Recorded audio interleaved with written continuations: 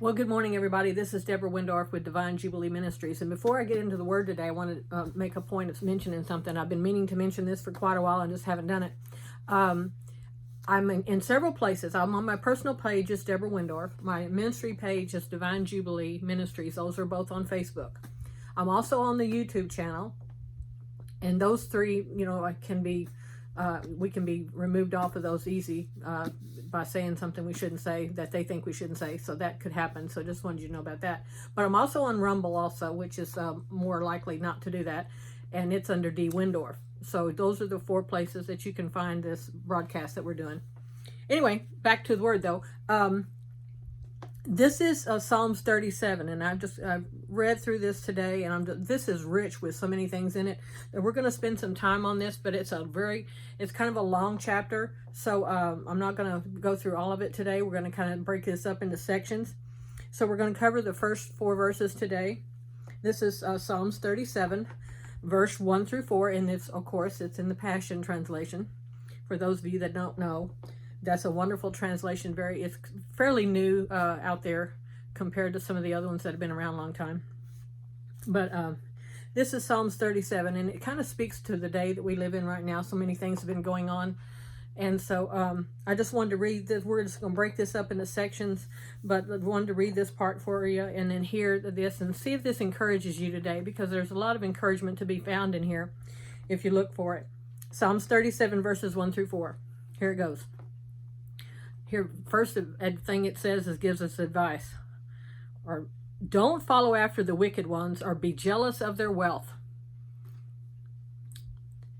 Don't think for a moment they're better off than you. We have a tendency to do that sometimes. We think these people that have all this money are so much better off than we are. And it's really not true, because we've heard of so many people that do have a lot of money and they end up committing suicide. Some of them do. And they have all this money, but something must be wrong somewhere for that to happen. There must be some great unhappiness there somewhere. Verse 2. They and their short-lived lives, wow, there we go. They and their short-lived success will soon shrivel up and quickly fade away, which is what I just was talking about. Like grass clippings in the hot sun. And with it being June, it's kind of hot today, so that kind of makes new meaning to that. So let me read that one again, since I messed that up so bad. They and their short-lived success will soon shrivel up and quickly fade away like grass clippings in the hot sun. Verse 3, here we go. Keep trusting in the Lord and do what is right in His eyes.